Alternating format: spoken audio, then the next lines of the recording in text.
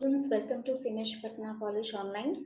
So today we are going to talk about USART. Last video we have discussed about UART. दोनों ही आपके communication medium हैं जिनके through आप to devices के बीच में communication establish करते हैं.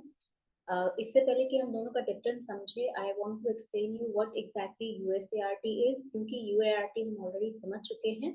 तो हमें पहले यूएसएआरटी के बारे में जानना जरूरी है ताकि हम उसको बेहतर तरीके से समझकर फिर दोनों के बीच का डिफरेंस समझें.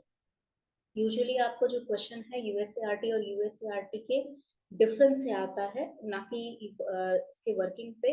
वर्किंग ऑब्वियसली आपको जानना जरूरी है, बट मोस्ट इम्पॉर्टेंट या मोस्ट प्रोबेबली क्वेश्चन आपको जो रहता है वो दोनों के डिफरेंस से आएगा, जो कि यूजुअली आपका लॉन्ग टर्म क्वेश्चन हो सकता है if you are giving internal और एक्सटर्नल एग्जामिनेशन. अगर हम इंटरव्यू के पर्पज से सोचे तो आपको यूएसएआरटी जानना और यूएआरटी जानना ही काफी है. उसके फीचर्स आप जान लेंगे या उसके प्रोज एंड कॉन्स जान लेंगे, that is more than enough. But in device manufacturing, अगर आप कोई डिवाइस बना रहे हैं, किसी डिवाइस या किसी भी सर्किट को आप डिजाइन कर रहे हो और वहां पर आप एम्बेडेड सिस्टम एप्लीकेशन लगाने की कोशिश कर रहे हैं, तो आपको ये चीज जानना जरूरी है कि यूएसएआरटी कहाँ यूज होगा और यूएआरटी कहाँ यूज होगा और दोनों के बीच का डिफरेंस क्या है. तो यूएसएआरटी आपका है, that is we are going to talk about first of all what is USART, उसका वर्किंग में ओवरव्यू मैंने आपको स्लाइड्स में दे रखा है. अगर आप डिटेल जानना चाहते हैं तो आप जो मैं वीडियो में बता रही हूँ आप उसे सुन लो और अपने से आप उसको लिख सकते हो. ओवरव्यू आपको इस पीपीटी में मिल जाएगा. प्रोज एंड कॉन्स को भी हम डिस्कस करेंगे कि क्या प्रोज और क्या कॉन्स है, यानी कि क्या बेनिफिट है और क्या डिसएडवांटेज है of using USART. So first of all, let's take a look about what is USART. तो USART आपका universal synchronous asynchronous receiver transmitter है. UART हमारा क्या था? Universal asynchronous receiver transmitter. यहाँ पर सिंक्रोनियस भी है. अब इन दोनों के बीच का, सिंक्रोनियस और असिंक्रोनियस के बीच का डिफरेंस भी आप यहाँ पर देख लोगे. वहां आपका डेटा जो था वो पैरेलली ट्रांसमिट होता था, पैरेलली रिसीव हो जाता था और उसी फॉर्मेट में उस डेटा को हम क्या करते थे, प्रोसेस भी कर देते थे. यहाँ पर क्या डिफरेंस होगा वो आप वर्किंग में जानोगे. अब ये जो है एक तरह का सीरियल कम्युनिकेशन इंटरफेस है जो कि माइक्रो कंट्रोलर या कंट्रोलर और अदर इलेक्ट्रॉनिक डिवाइसेस के बीच में कम्युनिकेशन एस्टैब्लिश करने के लिए बनता है. ठीक है, इतना हमें पता है.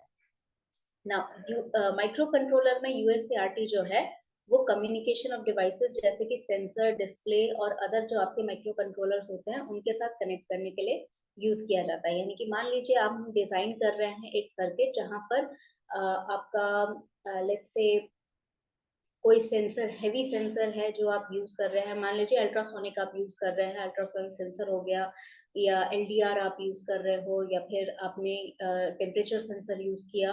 तो उसका डेटा डायरेक्टली अगर हम अपने पास रखते हैं, हम उसको प्रोसेस तो कर लेंगे बट उसका एक्चुअल में कोई मतलब एप्लीकेशन नहीं होगा. तो एप्लीकेशन एस्टैब्लिश करने के लिए जब आप कोई सर्किट डिजाइन करते हो, वहां पर आपको एक्चुएटर्स की जरूरत होती है. सिर्फ डिस्प्ले से काम नहीं चलता है. तो बहुत सारे ऐसे डिवाइसेस है जो आपस में कम्युनिकेट करने के लिए हमें मीडियम की जरूरत पड़ती है और वो मीडियम हमें प्रोवाइड करता है यूएसएआरटी. ठीक है, यहाँ पर आपको जो है एफिशिएंट वे में डेटा ट्रांसमिट होता है किसी भी दो कंपोनेंट में जो कि एम्बेडेड सिस्टम के डिजाइन में लगे हुए. क्लियर? नाउ वर्किंग समझ लें.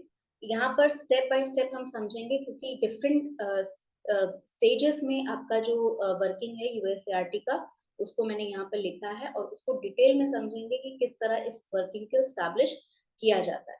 ठीक है, पहला है आपका कि डेटा ट्रांसमिट करने से पहले ही उसको कॉन्फ़िगर करना होता है. यानी कि जो भी डेटा आप ट्रांसमिट कर रहे हो उसको पहले आपको कॉन्फ़िगरेशन, कुछ पैरामीटर्स होते हैं जिनके बेसिस पे कॉन्फ़िगरेशन आपको करना पड़ता है. मान लीजिए स्टार्ट बिट हो गया, स्टॉप बिट हो गया, या जो भी आपका डेटा है उसको जो है कन्वर्शन करना है किसी तरीके का, किस रेट पे ट्रांसमिट करना है, ये पहले से ही स्टैब्लिश करना होता है. तो ये सारे जो कॉन्फ़िगरेशन है हम पहले से ही डिसाइड करके रखेंगे ताकि जब डेटा ट्रांसमिट हो तब उस समय कोई प्रॉब्लम नहीं है. यानी डेटा ट्रांसमिशन स्टार्ट होने से पहले ही डेटा पहले कॉन्फ़िगर किया जाता है. उसके बाद जब वो ट्रांसमिट हो रहा है उससे पहले ये बफर में, ट्रांसमिट बफर में रहता है. ट्रांसमिट बफर का मतलब ये होता है ये एक टेम्पररी स्टोरेज है जहां पर अगर मान लीजिए प्रोसेस प्रोसेसर मेरा कोई और काम कर रहा है, मतलब तुरंत ही आपका डेटा कॉन्फ़िगर होके सेंड हो जाए, कई बार ऐसा नहीं हो पाता है। कई बार जब कॉन्फ़िगरेशन हो रहा है उस समय प्रोसेसर या कंट्रोलर कुछ और काम कर रहे होते हैं, तो उसको बफर में डाल दिया जाता है जब तक मेरा प्रोसेसर या कंट्रोलर रेडी नहीं है डेटा को ट्रांसमिट करने के लिए। जब डेटा पिन आपका रेडी हो गया, ट्रांसमिशन पिन आपका रेडी हो गया, प्रोसेसर तैयार है भेजने के लिए आपके डेटा को, उस समय इसको बफर से निकाला जाता है और बफर से सेंड किया जाता है। तो सेंड करने पर क्या करना होता है? सेंड करने पर यूएसएआरटी इसको डेटा जो आपका पैरेलली है उसको सीरीज में कन्वर्ट करता है, यानी कि जो पैरेलल डेटा ट्रांसमिशन, जैसे हम यूएआरटी में क्या कर रहे थे, पैरेलली ही डेटा ट्रांसमिशन हम कर पा रहे थे। यहाँ क्या हो रहा है कि हमारा पैरेलल डेटा है उसको हमने सीरीज फॉर्मेट में कन्वर्ट किया और कन्वर्ट करने के बाद फिर ट्रांसमिट किया। क्लियर है?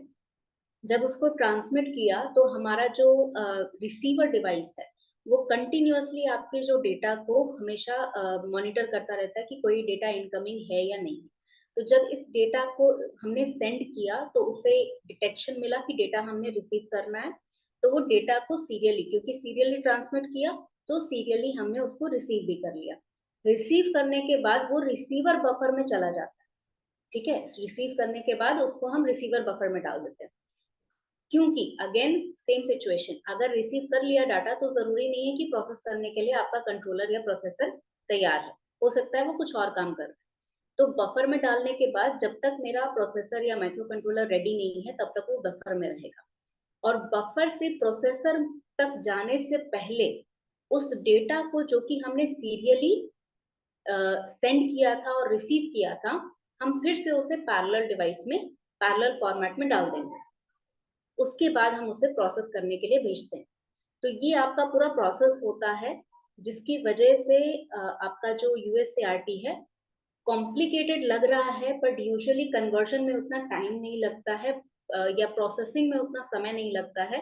यूएसएआरटी हमें एक तरह का एफिशिएंसी प्रोवाइड करता है कि किस तरह से हम डेटा ट्रांसमिट कर रहे हैं। डेटा जब ट्रांसमिट हो रहा है तो हमारे दोनों डिवाइसेस बहुत ही अच्छी तरीके से सिंक होने चाहिए।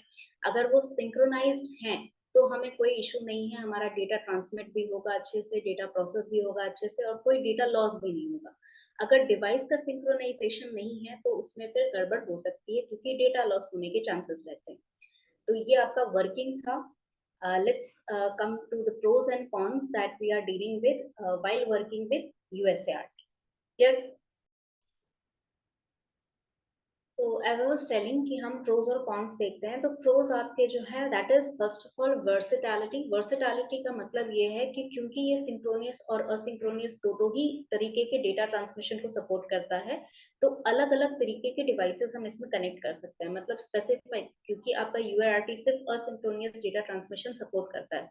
तो अगर मान लेते हैं कि हमारा कोई ऐसा सेंसर है या हमारा कोई ऐसा एक्चुएटर है जहाँ पर असिंक्रोनियस डेटा ट्रांसमिशन नहीं होता है या डेटा रिसीविंग नहीं होता है, जिसकी वजह से वहां पर हम यूएआरटी यूज नहीं कर पाएंगे, लेकिन यूएसएआरटी हम यूज कर सकते हैं। यानी कि यूएसएआरटी ऐसा है जहां पर डिवाइस अगर हमने प्रॉपर बाउट रेट पे डाल दी है, हमने प्रॉपर सिंक्रोनाइज कर दिया है, तो हम अलग अलग तरीके के डिवाइसेस को अपने प्रोसेसर से या अपने कंट्रोलर से कनेक्ट कर उस सर्किट को कंप्लीट कर सकते हैं। तो वर्सेटिलिटी डिफाइन करता है कि type of devices that can be connected with our microcontroller और microprocessor with the USART. Efficiency का मतलब ये है कि क्योंकि हम डेटा को पहले से ही कॉन्फ़िगर कर देते हैं, हम जैसे कि मैंने वर्किंग में बताया कि आपका जो डेटा है वो पहले से ही कॉन्फ़िगरेशन हो जाता है कि किस बाउट रेट पे जाना है, किस फॉर्मेट में जाना है, स्टार्ट पिन क्या कहाँ है, स्टॉप पिन कहाँ है, किस फॉर्मेट में उसको सेंड करना है, ये सारी कॉन्फ़िगरेशन, डिवाइस सिंक्रोनाइज्ड है या नहीं, ये सभी चीज़ें हम पहले ही डिसाइड कर लेते हैं, तो आपका डेटा ट्रांसमिशन में टाइम नहीं लगता है। फॉर एग्जाम्पल, अगर हम मान लेते हैं कि हमें एक एक्सेल शीट डिजाइन करनी है, उस एक्सेल शीट का डेटा अगर मेरे पास मान लीजिए 4 नोटबुक्स में रखा हुआ है, अलग अलग जगह पे अलग अलग पेज पे लिखा हुआ है मैंने, तो ऑब्वियस सी बात है कि उसको अगर मैं एक जगह इकट्ठा करके नहीं लिखूंगी तो मुझे वो एक्सेल शीट बनाने में बहुत समय लगेगा। लेकिन मान लीजिए मैंने सारा डेटा एक ही पेज पर लिख के रखा है और फॉर्मेटिंग करके रखी है कि बीसीए वाले स्टूडेंट्स का एक डेटा मैंने, 15-20 स्टूडेंट हैं उनका मैंने एक जगह नाम लिख के रखा है, फिर 15-20 स्टूडेंट बीएससीआईटी के हैं उनका एक जगह नाम लिख के रखा है। तो इससे क्या होगा, मेरा डेटा जो है ऑलरेडी फॉर्मेट किया हुआ है उसको और थोड़ा फॉर्मेट करना है, तो एक्सेल शीट बनाने में मुझे उतना समय नहीं लगेगा। सेम वे एफिशिएंसी आपके जो है कम्युनिकेशन डिवाइस की बढ़ जाती है अगर हम यूएसएआरटी यूज करते हैं, क्योंकि डेटा पहले ही कॉन्फ़िगर हो चुका है। फ्लेक्सिबिलिटी यानी कि यहाँ पर डेटा जो है, क्योंकि कॉन्फ़िगरेशन हम अपनी मर्जी से कर रहे हैं, यानी कि यूजर अपने हिसाब से या आपके जो डिवाइस है उसकी कैपेबिलिटी के हिसाब से कर रहा है, तो हम फ्लेक्सिबल होके किसी भी तरह का डेटा, मतलब जितना भी रेंज हम यूज कर सकते हैं उसको फ्लेक्सिबिलिटी के साथ यूज कर सकते हैं।